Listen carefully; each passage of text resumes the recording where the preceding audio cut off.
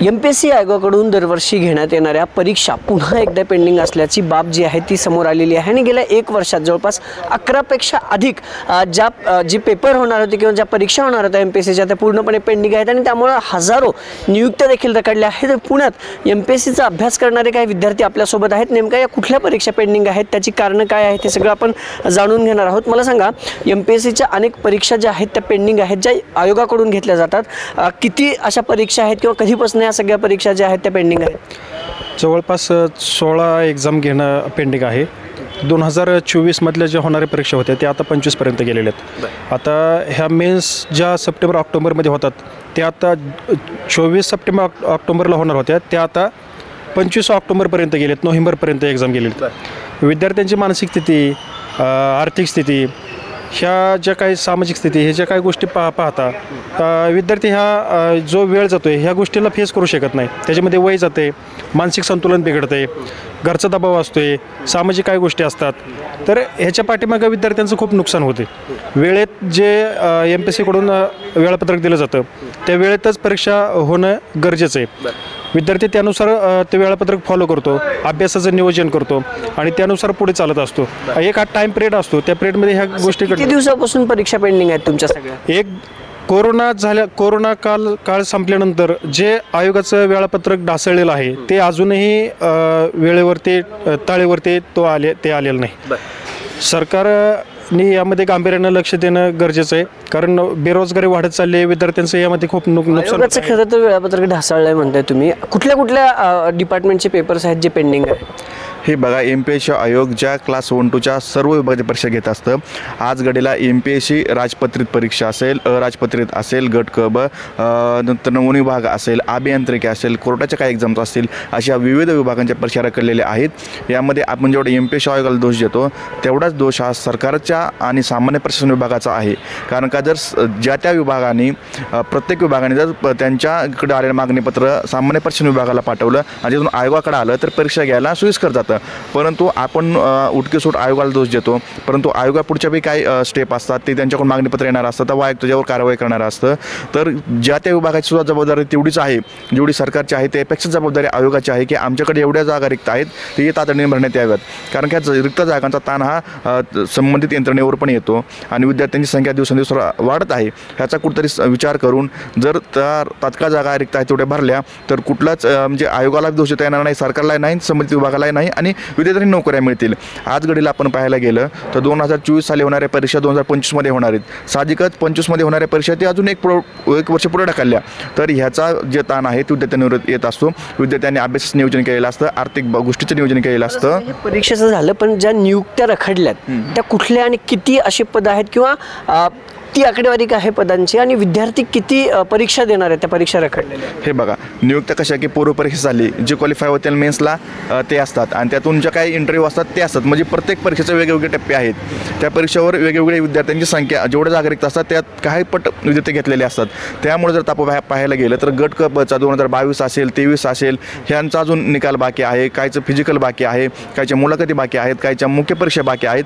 प्रत्येक परीक्षेचं वेगळं गणित असतं, त्यामुळे ते त्या गोष्टीवर डिपेंड असतं। त्यामुळं आज घडीला पाहायला गेलो तर लाखो जागा भरणं रिक्त आहेत आणि हजारो ज्या जागा रिक्त आहेत त्या कुठल्या कुठल्या आहेत आणि याच्यावरती सोल्युशन सरकारनं काय काढावं असं विद्यार्थी म्हणून तुम्हाला? महाराष्ट्रात आज पाहायला गेलं तर जवळपास 2.5 लाखाहून जास्त पदं रिक्त आहेत आणि ह्या सर्व जागा भरणं अत्यावश्यक नाही। MPSC आणि सरळ सेवेच्या ज्या टोटल ज्या आहेत ना, आपण म्हणतो ना गट अ बसणं ते ड पर्यंत अशा 2.5 लाखाहून अधिक जास्त पदं रिक्त आहेत आणि हे शासनाला माहीत आहे, शासनाने पण कबुली दिलेलं आहे, कारण शासनानंच RTIच्या माध्यमातून दिलेलं आहे। तर आमचं म्हणणं आहे की जसं की माझ्या सहकारी महेशनं सांगितलं की जे विभाग आहेत वेगवेगळे त्या विभागानं जे मागणीपत्रक आहे तर ते सामान्य प्रशासन विभागाला देणं गरजेचं आहे, तर ते तसं होत नाही। तसंच मी तुम्हाला एक उदाहरण सांगतो, यावर्षी एकही परीक्षा झाली नाही, कोणतीच पूर्व परीक्षा झाली नाही, पूर्णतः 2024 वर्ष हे रिकामं गेलेलं आहे। त्यासोबत मी अजून एक उदाहरण सांगतो, एक ड्रग इन्स्पेक्टर नावाचं पद आहे, 2021 साली त्याची जाहिरात आली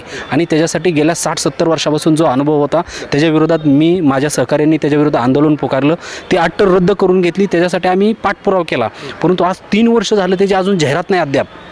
कारण आज महाराष्ट्रातले फार्मसीचे लाखो विद्यार्थी वाट बघतात, अनेक विद्यार्थ्यांचे वय उलटून गेलेले आहेत, अनेक जणांनी नोकरी सोडली होती त्या जाहिरातीसाठी। आज ह्या लोकांचं आर्थिक बोजवारा त्यांच्यावर वाढला. ही सगळी सामान्य घरातली मुलं आहेत, गरीब घराण्यातली पोरं आहेत ते. मला एक सांगा की तुम्ही म्हणतायत की 16 परीक्षा पेंडिंग आहेत, ती डिपार्टमेंट कुठली आहेत? राज्यसेवा सरळ भरतीपासून जे परीक्षा आहेत ते कुठले डिपार्टमेंट आहेत MPSC थ्रू ज्या भरतात?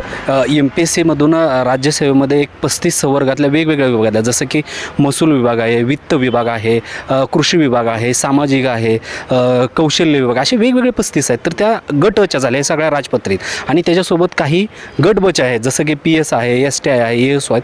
तर हे जे काय होतं की खालून म्हणजे ते पण वेगवेगळे 10 आहेत गटबचे सुद्धा संवर्ग. तर काय होतं की ते जे विभाग आहेत तर त्या विभागाकडून वेळीच जे मागणीपत्र सामान्य प्रशासन व MPSCकडे मिळणं आवश्यक आहे, तर ते भेटत नाही. तर ह्याच्यासाठी माझी विनंती राहील, आदरणीय शिंदे साहेब असतील किंवा फडणवीस साहेब असतील, दादा असतील, ह्यांनी हस्तक्षेप करावा आणि या विभागांना सांगावं, कारण ह्या विभागांनी जर दिलं तर ह्या MPSCला पण सुरळीत करतात. मला सांगा, ज्या 2.5 लाख पदभरत्या खरं तर रिक्त आहेत किंवा पेंडिंग आहेत असं म्हणतात, त्या महाराष्ट्र शासनाची कुठली ती डिपार्टमेंट आहेत? जसं परीक्षाची डिपार्टमेंट महसूल असेल, PSI गट ब झालं, पण मग ज्या भरती रखडल्यात त्या नेमक्या कुठल्या आहेत? रिझल्ट लागून पण भरती रखडल्यात अशी कुठली डिपार्टमेंट? अशा आरोग्य विभागाच्या काय होत्या त्यांच्या निम्यांच्या म्हणजे बघा, आरोग्य विभाग म्हणजे त्यामध्ये 20-25 वेगवेगळे डिपार्टमेंट असतात, त्यांची वेगवेगळी परीक्षा होती. त्यामध्ये कायचे निकाल लागलेत, काहींची पेंडिंग आहेत. वनसेवा असेल, PSI असेल, आता जर क्लर्कचा असेल 2022च्या क्लर्कचा एक्झाम त्याने 9 वेळेस त्यांना आन्सर केला व्हावे लागले वेगवेगळे. त्यामुळे 2024 मध्ये कुठलीच परीक्षा भरती सरळ सेवा झाल्या पण MPSCच्या परीक्षा झाल्या नाहीयेत. आता सरकारकडे काय मागणी आहे? हे बघा, सरकारकडे हीच मागणी राहील. आता 2022ला झालेली राज्यसेवेची परीक्षा, त्याची मेन झाली, इंटरव्ह्यू झाली, निकाल लागला, मार्च-एप्रिलमध्ये निकाल लागला 24ला. त्याची अजून ट्रेनिंगच नाही. ह्यांना नियुक्त्या देणार कधी? हे प्रशासनात येणार कधी? त्या महाराष्ट्र शासनाची कुठली ती डिपार्टमेंट आहेत? जसं परीक्षाची डिपार्टमेंट महसूल असेल, PSI गट ब झालं, पण मग ज्या भरती रखडल्यात त्या नेमक्या कुठल्या आहेत? रिझल्ट लागून पण भरती रखडल्यात अशी कुठली डिपार्टमेंट? अशा आरोग्य विभागाच्या काय होत्या त्यांच्या निम्यांच्या म्हणजे बघा, आरोग्य विभाग म्हणजे त्यामध्ये 20-25 वेगवेगळे डिपार्टमेंट असतात, त्यांची वेगवेगळी परीक्षा होती. त्यामध्ये कायचे निकाल लागलेत, काहींची पेंडिंग आहेत. वनसेवा असेल, PSI असेल, आता जर क्लर्कचा असेल 2022च्या क्लर्कचा एक्झाम त्याने 9 वेळेस त्यांना आन्सर केला व्हावे लागले वेगवेगळे. त्यामुळे 2024 मध्ये कुठलीच परीक्षा भरती सरळ सेवा झाल्या पण MPSCच्या परीक्षा झाल्या नाहीयेत. आता सरकारकडे काय मागणी आहे? हे बघा, सरकारकडे हीच मागणी राहील. आता 2022ला झालेली राज्यसेवेची परीक्षा, त्याची मेन झाली, इंटरव्ह्यू झाली, निकाल लागला, मार्च-एप्रिलमध्ये निकाल लागला 24ला. त्याची अजून ट्रेनिंगच नाही. ह्यांना नियुक्त्या देणार कधी? हे प्रशासनात येणार कधी? ॲडमिनिस्ट्रेटिव्ह कधी स्ट्रॉंग बनणार? माझी मागणी हेच आहे की तुमचे वेळापत्रक तुम्ही फॉलो करा. दुसरी गोष्ट आहे, प्रत्येक वेळेस एक्झाम झाली की निकाल लागल्यानंतर ती कोर्टात जाते कशी? तुम्ही करता काय? त्याच्यामुळे ह्या विद्यार्थ्यांना ह्या इतर अडचणीला तोंड द्यावं लागतंय. निकाल लागल्यानंतर जॉईनिंगच येत नाही, करायचं काय? गावाकडे परिस्थिती बघितली तर सामाजिक ही असं वाटतं की लवकर घ्यावे, वेळेवर वेळापत्रक फॉलो करा. MPSC आयोगाचं बघितलं तर राज्य शासनातर्फे ज्या परीक्षा घेतल्या जातात, महसूल खातं असेल, आरोग्य खातं असेल, वन विभाग असेल, PSI STI ह्या सगळ्या परीक्षा असतील, तर 2024मध्ये 16 परीक्षा अशा ज्या आहेत त्या पेंडिंग आहेत आणि 2.5 लाखांपेक्षा अधिक महाराष्ट्र राज्य शासनातल्या सेवेतली पदं जी आहेत ती रिक्त आहेत.